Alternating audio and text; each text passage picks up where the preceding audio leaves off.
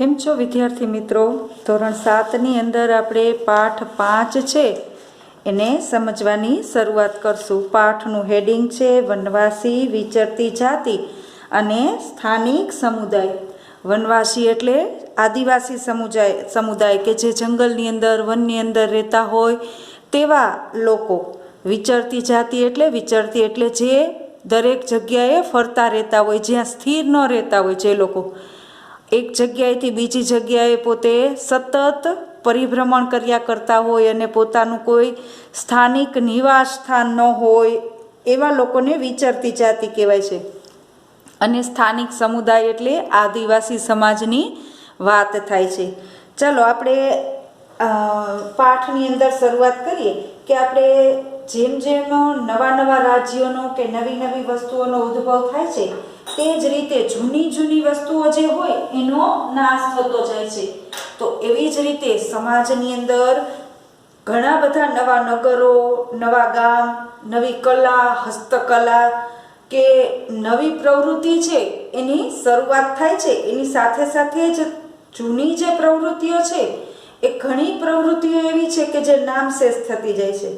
એવા ઘણા બધા પરિવર્તનો સમાજની અંદર થતા હોય છે અને દરેક સમાજ છે એ અલગ અલગ સમાજની રીતે પોતે પોતાનું મહત્વ સ્થાપિત કરતો હોય છે. તો આપણે જનજાતિ વિશેની, વિચરતી જાતિઓ છે તેના વિશેની વાત કરીશું. જનજાતિ એટલે મોટા શહેરો કે રાજ્ય વિસ્તારથી દૂર જે પોતે સદીઓથી પોતાની સંસ્કૃતિ, પોતાની ઓળખ છે એને સ્થાપિત કરી અને એક વિશિષ્ટ સમાજ છે એની રચના એ લોકોએ કરેલી હોય છે અને ત્યાં જ એ લોકો પોતાનું જીવન છે એ વિતાવતા હોય છે. તે લોકો ભારતની અંદર વસતા હોવા છતાં પણ ભારતની સંસ્કૃતિથી ભિન્ન હોય છે. તે લોકોને જનજાતીય સમુદાય કે વનવાસી સમુદાય તરીકે આપણે ઓળખતા હોય છે. એ લોકોની સમાજ વ્યવસ્થા અલગ હોય છે, એ લોકોના રીત રિવાજો અલગ હોય છે, એ લોકોની ખાવા પીવાની રીત, પહેરવા ઓઢવાની રીત, એના રિવાજો, એની ભાષા, દરેક વસ્તુ છે એ અલગ હોય છે.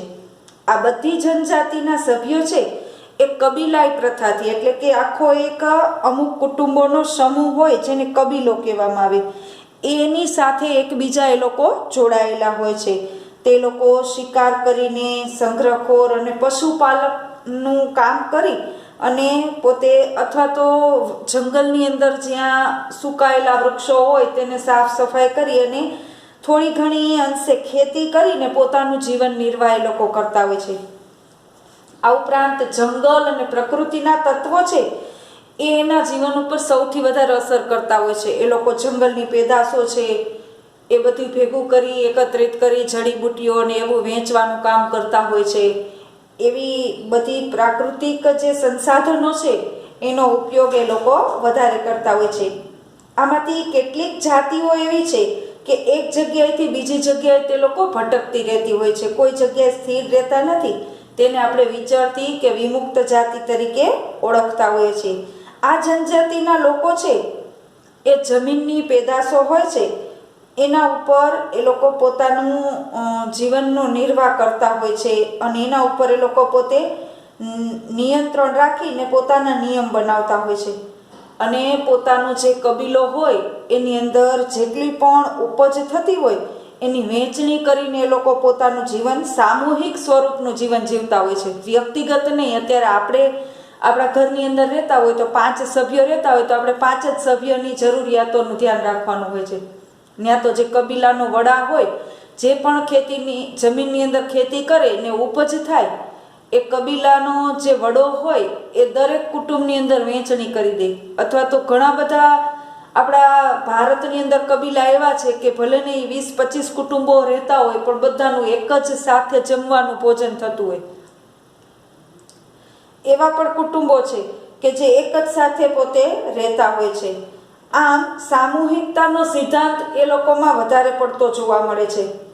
આ બધા સમુદાય છે એમાં સામાજિક સમાનતા ઘણી બધી જોવામાં આવે છે. મોટાભાગના સમુદાયો છે એ લોકો પોતાના કુટુંબના રીત રિવાજો કે પોતાના જે સમુદાય છે એના રીત રિવાજો કે છોડવા માંગતા નથી, પ્રકૃતિ પ્રેમી હોય છે, પ્રકૃતિ ઉપર વધારે નિર્ભર હોય છે. આ જનજાતિના લોકો છે એમાંથી ઘણી બધી જનજાતિઓ છે એ જુદા જુદા વિસ્તારની અંદર એ લોકોનો વિકાસ થયો હોય છે. ભારતના જુદા જુદા અલગ અલગ જંગલ વિસ્તારોની અંદર એ લોકો રહેતા હોય છે. એ લોકોનું રહેવાના મોટા ભાગના સ્થાનો કયા છે? તો કે જંગલોની અંદર, પહાડોમાં, રણમાં, દુર્ગમ વિસ્તારો હોય છે કે જ્યાં સામાન્ય માણસ છે એ જતો નથી, એવા વિસ્તારોની અંદર એ લોકો નિવાસ કરતા હોય છે. જેથી કરીને એક રીતે કહીએ તો એ લોકો આપણા મુખ્ય જે ધરોહર છે અથવા તો મુખ્ય જે આપણો સમાજનો કે રાષ્ટ્રનો જે નિયમ છે, સિદ્ધાંત છે, એ બધાથી એ લોકો એક પ્રકારના અલગ પડી જતા હોય છે. અને ઘણી વખતે એ લોકો પોતાના સમુદાય છે એમાં ઘણી બધી સમાનતા હોય છે અને સાથે સાથે એકતા પણ એટલી હોય છે. એ લોકો સાથે જ બધા એક જ જગ્યા ઉપર નિવાસ કરતા હોય છે અને ઘણા શક્તિશાળી સમુદાયની એ લોકોએ રચના કરી હોય છે. ઘણી બધી વખતે કદાચ કોઈ બીજા સમાજ સાથે કે કોઈ બાહ્ય પરિબળો સાથે એ લોકોને લડવાનું થાય તો એ લોકો સંઘર્ષ કરી અને પોતાની જાતિને, પોતાના સમુદાયને બચાવવાનો પૂરો પ્રયત્ન કરેલા છે. આમ પોતાની સ્વતંત્રતા એ લોકો ટકાવી રાખવા માટે કોઈ પણ ભોગે પોતાની સ્વતંત્રતાને છોડવા માંગતા નથી અને પોતાની જે પ્રાકૃતિક જીવન પોતે જીવે છે એ અને પોતાની સંસ્કૃતિને બચાવવા માટે પોતે દરેક પ્રયત્ન કરતા હોય છે. આ જાતિ આધારિત જે સમાજ છે એ અને જનજાતિની વાત કરીએ તો એનાથી સમાજની જુદી જુદી ઘણી બધી જરૂરિયાત છે એ સંતોષાતી હોય છે. એ બધા એકબીજા ઉપર નિર્ભર હોય છે. સંઘર્ષ અને નિર્ભરતાના કારણે જે સંબંધ રચાય છે એમાંથી સમાજની અંદર ઘણું બધું પરિવર્તન થતું હોય છે.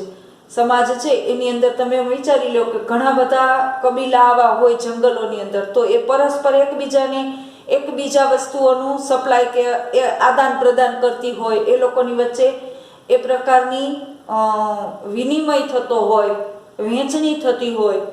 પણ જો પોતાના વિસ્તારની અંદર કોઈ બીજો વિસ્તારનો વ્યક્તિ આવે તો તરત જ એને દૂર ખસેડી મૂકે છે. એના માટે આખો કબીલો એક થઈ જાય છે. વનવાસી અને વિચરતી જાતિના લોકો છે એમાં ઇતિહાસકારોએ અને મુસાફરોએ જણાવ્યું છે કે વનવાસી અને જે વિચરતી જાતિના લોકો છે એના વિશેની બહુ ઓછી જાણકારી ઇતિહાસની અંદર મળી આવે છે. કેટલાક અપવાદો છે એની અંદર આપણને જનજાતિના લેખિત દસ્તાવેજો મળતા નથી. ક્યાંય પણ વનવાસી પ્રજાતિ છે એ કેટલી હતી જૂના સમયની અંદર ભારતની અંદર. જેમાં આપણે આદિવાસી સમાજનું વાત કરીએ તો આદિવાસી સમાજની અંદર હવે આપણે જાણીએ છીએ કેટલું બધું પ્રચાર માધ્યમ ને સંચાર માધ્યમની છૂટ થતાં કે લોકોની જાતિ કઈ કઈ છે, એ લોકો કઈ ભાષા બોલે છે, કયા વિસ્તારની અંદર રહે છે. આજથી જ્યારે આદિમાનવ હતો ત્યારે પણ આવા કબીલાની ને એવી વ્યવસ્થા હતી. એ પછીના સમયની અંદર જ્યારે સુસંસ્કૃત સમાજની રચના થઈ ત્યારે જનજાતિઓ કેટલી હતી, આદિવાસી સમાજ કેટલા હતા, એને કોઈ આપણને દસ્તાવેજ લેખિત મળતા નથી. પરંતુ માનવામાં આવે છે કે દરેક સમાજની અંદર વનવાસી જનજાતિ છે એ પ્રજા પોતાનું પ્રકૃતિમય સમૃદ્ધ જીવન છે એ પોતાના રીત રિવાજ મુજબ પોતાની મૌખિક પરંપરાનું રક્ષણ કરી અને પોતાનું જીવન વિતાવતી હશે એનું આપણે ચોક્કસ એવું અનુમાન કરી શકીએ. અને આ જે પરંપરા છે એ પોતે પોતાની નવી પેઢીને વારસામાં આપતી હોય છે. આપણે પણ જેવી રીતે આપણા કુટુંબનો જે કંઈ પણ નિયમ હોય, સિદ્ધાંત હોય એ કેવો આપણે વારસામાં મેળવતા હોય છે, એવી જ રીતે એ લોકો પણ પોતાનો જે સિદ્ધાંત છે, પોતાના રીત રિવાજો છે, પોતાની સંસ્કૃતિ છે એને વારસામાં એ લોકો મેળવતા હોય છે. ભારતની મુખ્ય જનજાતિના ક્ષેત્રો કયા છે? તો કે ભારતની મોટાભાગના વિસ્તારોમાં જનજાતિની વસ્તી જોવા મળે છે. આ જનજાતિનો વિસ્તાર છે એના સમય પ્રમાણે એનો પ્રભાવ બદલાતો જાય છે. કોઈ જગ્યાએ ઘણી બધી જનજાતિ એવી હોય છે કે જે ખૂબ શક્તિશાળી હોય ને ઘણા બધા મોટા પ્રદેશ ઉપર એ પોતે રાજ કરતી હોય અથવા તો રહેતી હોય. પણ 13મી અને 14મી સદીની અંદર પંજાબનો જે ખોખર જનજાતિના લોકો હતા અને ગખ્ખર જનજાતિ હતી એ મુખ્ય ગણાતી હતી. આ જનજાતિમાંથી આવનાર કમલખાં ખખ્ખરને અકબરે પોતાનો મનસબદાર એટલે કે મહેસૂલ ઉઘરાવનાર વ્યક્તિ બનાવેલો હતો. આ ઉપરાંત મોગલ લોકોએ જ્યારે મુલતાન અને સિંધમાં લંકા અને અર્ધુન જનજાતિ છે એનું અધિપત્ય હતું, ત્યારે એ લોકોની મદદથી જ પશ્ચિમ ભારતના જે બલોચ જાતિના લોકો છે એના ઉપર એમણે આક્રમણ કરી અને એમાંથી એ લોકોને જીતવાનો પ્રયત્ન કર્યો હતો. પણ તેને જીતી ન શકતા એની જે જનજાતિના સૌથી શક્તિશાળી નેતાઓ હતા એ નેતાઓને પોતે મુગલ કાળની અંદર પોતાના રાજ્યની અંદર મદદરૂપ થાય એના માટે એને આમંત્રણ આપેલું હતું. ત્યાર પછી આ બધા નેતાઓ છે એ પોતે નાના નાના કુટુંબોની અંદર વિભાજિત થઈ ગયા હતા કે જેથી કરીને એ લોકોની તાકાત છે એ ઘટી ગઈ હતી. અને એના જ કારણે પશ્ચિમ હિમાલયમાં વસતી છે જે ગડરીઓ નામની જાતિ છે એ મુખ્ય હતી. આ જુદા જુદા ભારતના વિસ્તારોની અંદર કઈ કઈ જાતિના લોકો રહેતા હતા એનું વર્ણન છે 13મી અને 14મી સદીની અંદર. સિંધ પ્રાંતમાં, મુલતાનમાં હતા, એવી જ રીતે પશ્ચિમ ભારતમાં હતા અને હિમાલયના પ્રદેશમાં પણ હતા. તો આ ઉપરાંત પૂર્વ ભાગની અંદર નાગા, કુકી અને મિઝો, અહોમ આ બધી જનજાતિઓ મુખ્ય હતી. આ બધી જનજાતિઓ છે એનું પ્રભુત્વ હતું. તે સમયની અંદર તે વિસ્તારની અંદર બીજી કોઈ જાતિને એ લોકો પ્રવેશ પણ આપતા ન હતા અને ત્યાં જઈ અને કોઈ વસ્તુ છે એ પોતે બદલાવા ઈચ્છે તો તે શક્ય હતું નહીં. અત્યારે જે બિહારનું ઝારખંડ છે એ વિસ્તારની અંદર 12મી સદીની અંદર ચેર સરદાર છે એનું અધિપતિ હતું અને 1591ની અંદર જે અકબરનો રાજા માનસિંહ હતો એ માનસિંહે ચેર જાતિ ઉપર હુમલો કરી અને એ લોકોને પરાજિત કર્યા હતા. પછીથી ચેર જાતિના જે લોકો હતા એને સંપૂર્ણ વિસ્તાર અને લોકોને એણે પોતાના પ્રદેશની અંદર ભેળવી દીધા હતા. આ જ સમયમાં ઔરંગઝેબ છે એણે મુગલ સેનાએ ચેર જાતિના ઘણા બધા કિલ્લાઓ છે એ કબજે કરવામાં મદદ કરી હતી અને પ્રભુત્વ એનું સ્થાપવામાં, મુગલોનું પ્રભુત્વ સ્થાપવામાં આ બે મહત્વની જાતિઓ હતી જનજાતિઓ મુંડા અને સંથાલ, એ લોકોએ એને મદદ કરેલી હતી. આ જનજાતિઓ કયા વિસ્તારની અંદર હતી તો કે ઓડિશા અને પશ્ચિમ બંગાળ જે વિસ્તાર છે ત્યાં આ લોકો રહેતા હતા. આ ઉપરાંત કર્ણાટક, મહારાષ્ટ્રના જે પહાડી વિસ્તાર છે એમાં પણ કોળી, બેરાદ જેવી કેટલીક જનજાતિના લોકો રહેતા હતા. આ ઉપરાંત દક્ષિણ ભારતની અંદર વાત કરીએ તો કોરગા, વેતર, મારવાડ આવી ઘણી બધી જનજાતિના લોકો ઓછી કે વધુ સંખ્યાની અંદર વસતા હતા. ભીલ જનજાતિ છે એ ત્યારના સમયની અંદર સૌથી અગત્યની હતી જે પશ્ચિમ અને મધ્ય ભારતની અંદર ફેલાયેલી હતી. 16મી સદીની વાત કરીએ તો એના અંત સુધીમાં ઘણા બધા ખેડૂત અને જમીનદાર છે એના તરીકે આ ભીલ જાતિના સરદારો છે એ સ્થાપિત થઈ ગયા હતા. લોકોની પાસેથી પોતે વસ્તુઓ જીતી અને પોતે શિકાર કરીને, પોતે વેચાણ અન્નનો સંગ્રહ કરીને પોતાનું સંપત્તિ છે એમાં વધારો કરતા ગયા. તો 16મી સદીનો અંત આવ્યો ત્યાં સુધીમાં તો ઘણા બધા ભીલ જાતિના લોકો છે એ જમીનના ખેડૂતો, માલિક બની ગયા હતા અને ઘણા તો જમીનદારો પણ બની ગયા હતા. આ જ ભીલ જાતિના લોકો છે એ હાલ અત્યારે છત્તીસગઢ, મહારાષ્ટ્ર, મધ્યપ્રદેશ અને આંધ્રપ્રદેશના ગૌડ લોકોની વસ્તી પણ ત્યાં વધારે જોવા મળે છે અને ત્યાં ભીલ જાતિના લોકો પણ રહેતા હતા. ગુજરાતની વાત કરીએ તો ગુજરાતની અંદર આરાસુરથી લઈ અને ડાંગ સુધીની જે પૂર્વની પટ્ટી છે એ વિસ્તારની અંદર લગભગ 12 જેટલી જનજાતિના લોકો વિચરે છે અથવા તો વસવાટ કરે છે. લગભગ 4 સદીથી આ પ્રદેશની અંદર એ લોકોએ પોતાનું સ્થાન છે એ સ્થાપિત કરેલું છે અને સમાજની વ્યવસ્થા છે એ સમાજની વ્યવસ્થા અને પોતાની સંસ્કૃતિને જાળવી અને પોતાનું જીવન છે એ સરસ રીતે પોતે વિતાવતા હોય છે કે રહેતા હોય છે. આધુનિક સમય સાથે એ લોકો કદમ મિલાવી અને પ્રગતિ પણ કરતા રહે છે, પણ પોતાની સંસ્કૃતિ છે એને ક્યારેય છોડવાનો પોતે પ્રયત્ન કરતા નથી અને છોડતા પણ નથી. હવે જોઈએ કે વિચરતી અને વિમુક્ત જાતિ.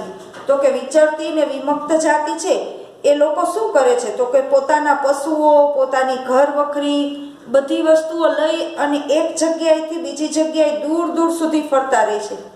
એનું જીવન કેવી રીતે વીતે છે, તો કે મોટા ભાગે પશુપાલનથી એ લોકો પશુપાલન કરતા હોય છે, એના આધારિત એ લોકોનું પોતાનું જીવન હોય છે અને પોતાનું જીવન વિતાવતા હોય છે.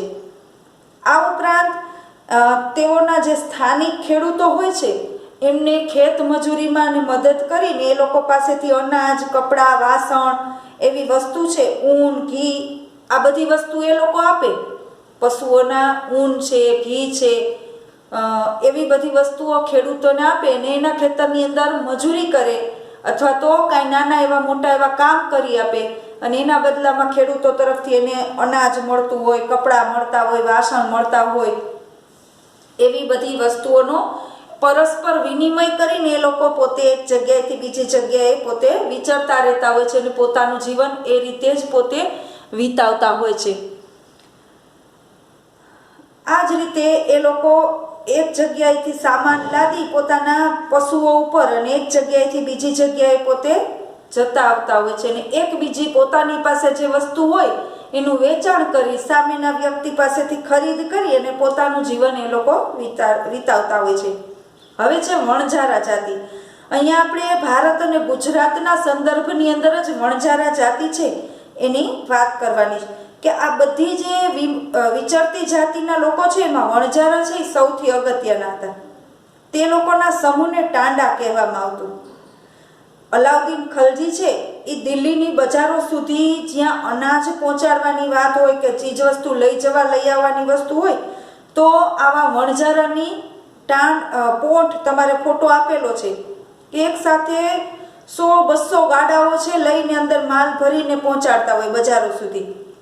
અને વણઝારા જાતિના લોકો છે એ એટલા બહાદુર અને એ લોકોની સમાજની અંદર એટલી ધાક હતી કે ચોર લૂંટારા કે તેમની પાસેથી કોઈ વસ્તુ લૂંટી જવાની ક્યારેય હિંમત કરતા નહીં.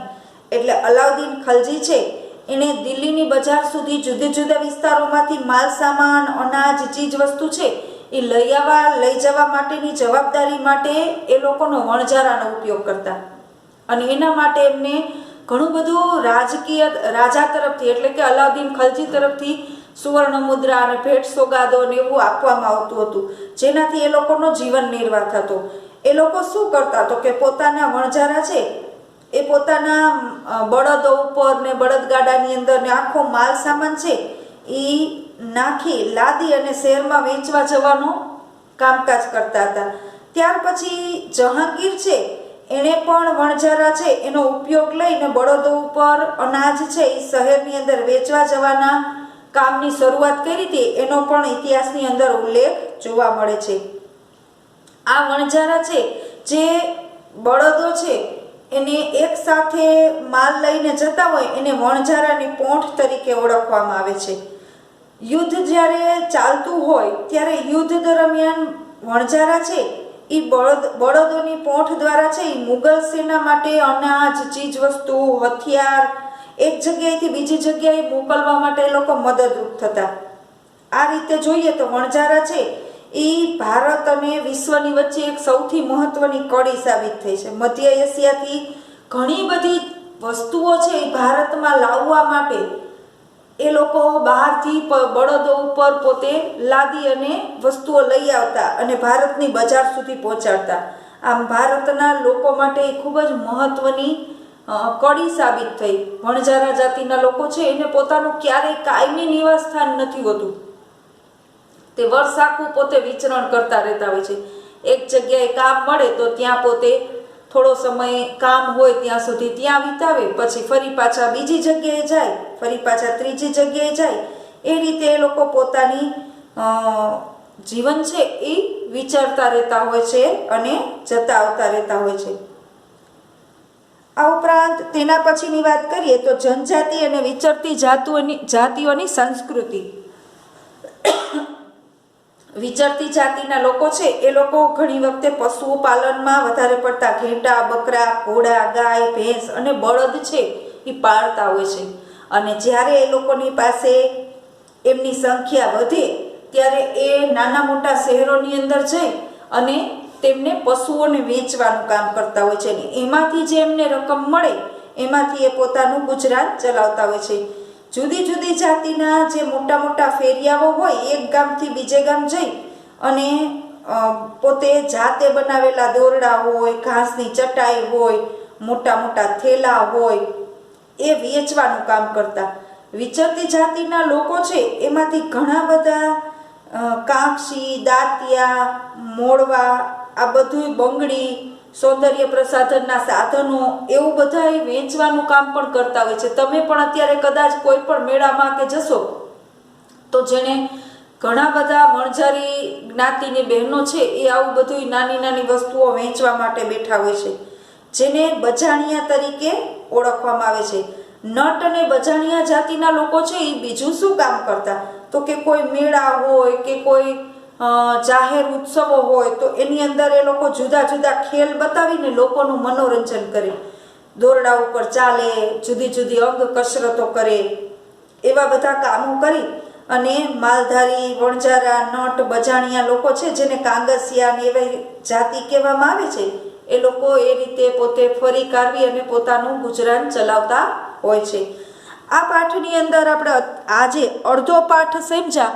હવે આગળનો પાઠ છે એ બીજા વિડીયોની અંદર સમજશું.